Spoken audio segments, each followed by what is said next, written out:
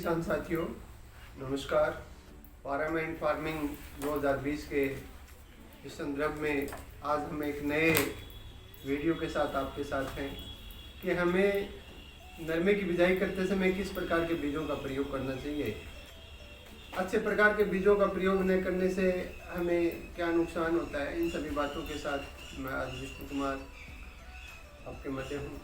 मुझे उम्मीद है कि मेरे ये विचार, मेरे ये अनुभव भारतीय समाज के छोटे किसानों को अवश्य लाभ पहुँचाएंगे, क्योंकि हरित क्रांति में सबसे ज़्यादा दुष्प्रभाव यदि हम देखें तो हरित क्रांति का प्रयोग जो है वो छोटे किसानों तक नहीं पहुंच पाया है। बहुत से कारण रहे हैं, कहीं आर्थिक कारण रहे हैं। मेरा एक छोटा सा प्रयास है और मेरी एक हार्दिक इच्छा है कि भारत के इस उत्तरी हिस्से में, जहां हमारे खेतों की जोत बहुत छोटी होती जा रही है, वहां मैं अपने प्रयास या अपने ग्रुप के सहायक सदस्यों के प्रयास से या आप सभी किसान मित्रों के माध्यम से यदि मैं समाज को एक मजबूत आर्थिक सफलता दे दूं तो मुझे बड़ी खुशी होगी। में किस प्रकार के बीजों का प्रयोग करना चाहिए? अति 2 प्रकार के बीज हमारे यहाँ उपलब्ध है। मैं ये कहूँ 70 के आसपास हमारे यहाँ HYV बीज प्रयोग में आ गए थे। हाइब्रिड बीज जिनको हम आज कहते हैं, M स्वामीनाथन इनके जनक हैं। अगर हमें उच्च उत्पादन लेना है तो हमें हाइब्रिड सीड्स का प्रयोग करना चाहिए। हालांकि कुछ विद्वानों के इस मामले में तर्क भिन्न हो सकते हैं, क्योंकि हाइब्रिड बीज कहीं न कहीं महंगे पड़ते हैं। हाइब्रिड बीजों से भूमि की उर्वरक क्षमता पर नकारात्मक प्रभाव पड़ रहा है। लेकिन सामान्यतः एक अच्छे उत्पादन के लिए, छोटे किसान को एक अच्छी आय के लिए हमें उन्नत श्रेणी के बीजों का प्रयोग करना चाहिए। हमें बिजाई करते समय क्या क्या सावधानियां बरतनी चाहिए? नरमे की बिजाई करते समय सबसे पहले हमें कैनाल बेस्ड इरिगेशन करना चाहिए। इसका साफ सुथरे शब्दों में अर्थ है हमें नहरी पानी का प्रयोग करना चाहिए। संभवतः हमें उस समय पानी उपलब्ध हो जाता है। इससे सबसे बड़ा इफेक्ट जो है वो सीड के जर्मिनेशन पॉइंट पर जाकर पड़ता है। सीड का जो जर्मिनेशन पॉइंट है वो बढ़ जाता है, यानी बीज ज़्यादा से ज़्यादा जो है वो हमारे खेत में लागत लेता है, यानी उगता है। इसलिए हमें कैनाल बेस्ड इरिगेशन करना चाहिए। लेकिन फिर भी यदि भाई हमारे पास अच्छे किस्म के ट्यूबवेलों का पानी है तो वो भी प्रयोग किया जा सकता है, लेकिन कोशिश ये करें कि कैनाल बेस्ड पानी हो। नरमे के एक एकड़ में कितने पौधे होने चाहिए? यहाँ एक बहुत बड़े उत्पादन पर इम्पैक्ट आ रहा है कि नरमे के 1 एकड़, जो हरियाणा के संदर्भ में यदि मैं कहूँ, जहाँ 8 कनाल का प्रति एकड़ माना गया है, जिसमें पूर्व से पश्चिम 220 फीट की लंबाई होती है, उत्तर से दक्षिण 198 फीट की चौड़ाई होती है, वहाँ पर 7,000 पौधों की संख्या होनी चाहिए। यदि 7,000 से पौधे कम रहे हैं तो हमारा उत्पादन कहीं न कहीं गिरेगा। सर, जो आपने संख्या बताई वो कैसे प्राप्त होगी?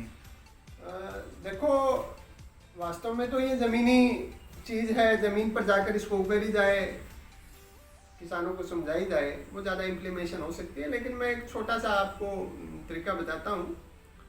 सबसे पहले हमें ऊंच जर्मिनेशन वाले सीड यूज़ करने चाहिए, जिनका जर्मिनेशन पॉइंट ज़्यादा होता है। सेकेंडली, बीज की मात्रा पूरी लेनी चाहिए। आज हम देख रहे हैं पौधों की संख्या तो हम ज़्यादा लेने की कोशिश करें, लेकिन सीड रेट यानी बीज जो है वो हम कम डाल रहे हैं, वहाँ ये बीज प्राप्त, पौधों की संख्या प्राप्त नहीं हो पाती है। सेकेंडली, बिजाई करने के चौथे दिन के आसपास हमें जब अंकुरण की अवस्था अपने खेत में दिखाई दे जाए और हमें ये लगे कि अब आगे पौधे की जर्मिनेशन दिखाई नहीं दे रही है, तो हमें शाम के समय जाकर अपने खेत में जो जगह बची हुई है वहाँ गिल्ली मिट्टी निकालकर उसमें 2 सीड डालने चाहिए, उसी वैरायटी की जो वैरायटी हमने अपने खेत में लगा रखी है। इससे हमें जो पौधों की संख्या है वो निश्चित रूप से 7,000 प्राप्त होगी। सर, अच्छे बीज प्रयोग न करने से क्या प्रभाव पड़ते हैं? देखो, मैंने बहुत प्रैक्टिकली आपको समझाने के लिए ये अलग अलग वैरायटीज़ की कुछ टहनियाँ लाया हूँ मैं। ये तो मैं नहीं बताऊंगा ये किस वैरायटी की है। हाँ, इतना ज़रूर बताऊंगा मैं, इसमें ये वैरायटीज़ जो हैं वो हाइब्रिड सीड्स की हैं। ये सामान्य जो परंपरागत हमारे सीड चला करते थे उनकी है। आप देख रहे हैं इसमें निश्चित रूप से 4 ग्राम के आसपास वजन है, लेकिन यदि मैं इसको ही लूँ तो यहाँ 4 ग्राम वजन नहीं उपलब्ध हो पाता है। आप अंदाज़ा लगाएं खेत में कितने टीने हैं और इसे कितना नुकसान होता है लास्ट में जाकर। सेकेंडली थोड़ा सा और समझाऊँ मैं, ये बॉल साइज देखें, इसकी तुलनात्मक स्टडी करें। क्या ये बॉल साइज हमें उच्च उत्पादन दे देगा? नहीं, कभी नहीं देगा। इसलिए हमें उन वैरायटियों का चुनाव करना चाहिए जिनके बॉल साइज बड़े हों, जिनमें वज़न 4 ग्राम से ज़्यादा हो। उम्मीद ये करें 4.5 ग्राम तक की वैरायटीज़ हमारे पास उपलब्ध हैं। हमें इस सेक्टर में नहीं जाना है। एक फोबिया चल रहा है, साथ ही पास एक शब्द आ रहा है हमारे कपास में, नरमे में। कोई वो बात नहीं है। बहुत से अन्य प्रयोग हैं जिनसे हम टिंडों की दूरी को घटा सकते हैं, लेटरल हाइट को कम कर सकते हैं। सामान्यतः हमें उन सीड्स को प्रयोग करना चाहिए जिनकी बॉल साइज 4 ग्राम या 4 ग्राम से ज़्यादा होने की संभावना है। ये हमें लेते समय बिल्कुल ध्यान रखना है। सर इस डिब्बे में क्या है? ये तो भाई हमारा पिटारा है। इस पिटारे में अगले 10 वीडियो में हम एक बात बताएंगे जो एक अच्छे उत्पादन में बहुत सहायक होगी। ऐसे भी क्रियाएं, बाकी तो परमपिता परमात्मा की मर्जी होती है कि वो व्यक्ति को कितना दे। लेकिन मैं मानता हूँ कि मेहनत करने वाले का हिस्सा कभी भगवान ने रखा नहीं है।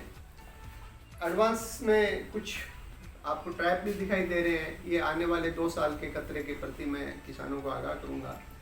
इसमें सभी सफेद मच्छर पर कैसे नियंत्रण करेंगे, खेत में खरपतवार से कैसे नियंत्रण करेंगे, खेत में सप्लीमेंट यानी खाद का प्रयोग हम कब करेंगे, सब चीज़ है इस पिटारा में। और ये पिटारा हमें अच्छे उत्पादन की ओर ले जाएगा, निश्चित मेरा विश्वास है।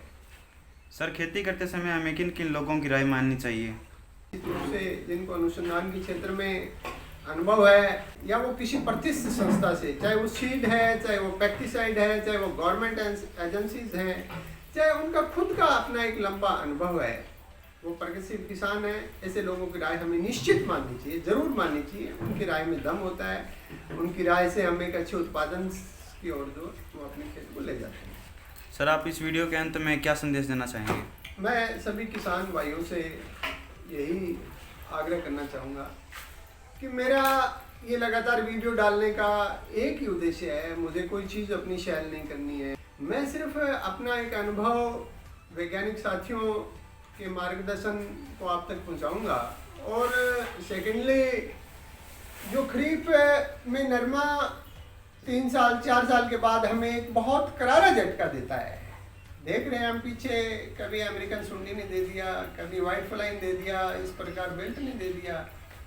भविष्य में इन सभी प्रकार की समस्याओं से मेरे किसान भाई बचें, ये मेरा एक सार्थक प्रयास रहेगा। इसलिए मैं ये वीडियो अपलोड कर रहा हूँ। उम्मीद है ईश्वर हमें ऐसी सफलता दे ताकि कि भविष्य में कभी खरीफ की फसल में जो नरमा है वो हमारे हाथों से ना जाए। ये एक जो दुर्दशा आज इतने बड़े लंबे चौड़े क्षेत्र में हुई है, ये भविष्य में कभी ना हो।